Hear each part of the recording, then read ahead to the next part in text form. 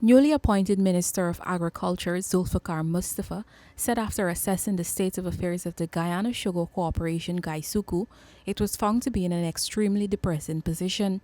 The three remaining sugar estates are currently suffering from lack of capital funding, and this has negatively affected production. The sugar production had a shortfall of 9,461 tons in the first crop, and it is likely that in 2021 the production will continue to be weak due to low achievement this year. It was also revealed that Guysuco will not be able to pay wages from August 21st. The corporation will not be in a position to pay wages from weekend in 24th of August. Under the previous administration, a request was made to NISIL for an amount of $1 billion, but only $550 million was received to date. The $1 billion is required to the $1 billion is required to cover operational expenditure until the corporation commences receipt of sugar proceeds, which will become available in the second week of September. It was also noted that the National Industrial and Commercial Investments Limited (NISIL) is still to pay an outstanding $9.5 billion to Guysuco from the $30 billion loan secured in 2018. The previous APNU-AFC government took the loan through NISIL to assist Guysuco. However, only $10.2 billion was made available to date. The APNU-AFC government through NISIL undertook a loan of Guyana $30 billion under the guise of assisting the corporation. To date, only $10.2 billion was made available to Guysuco. The board, the Guysuco board, received no answer as to how much was actually disbursed to NISIL and NISIL plans of repaying the loan. To date, the corporation has a total liability of $9.5 billion.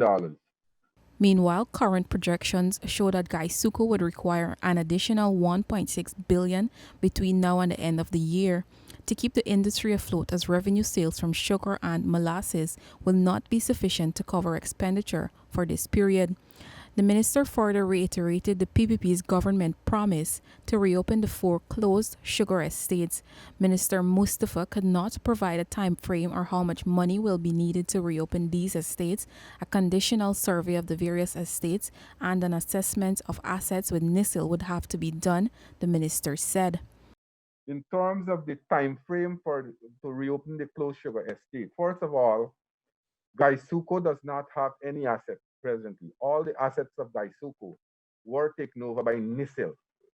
So we have to establish back again. Guysuco will have to own or get back these assets. We have to find out the state of the $30 billion loan. Even the board of directors from Guysuco, they does not know how much money was disbursed to NISIL. They only received $10.2 billion, and the NISIL is saying that, look, they have made requests for another $2 billion, and NISIL has only given them $500 million. So that's an issue we will have to work out.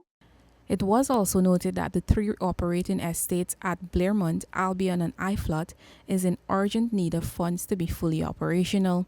The former government closed the Rose Hall, Skeldon, Wales, and Enmore sugar estates in a grand plan to restructure the sugar industry. As a result, thousands of sugar workers were fired in what was deemed the largest retrenchment in the local public and private sector. Reporting for the newsroom, I am Isanela Patwo.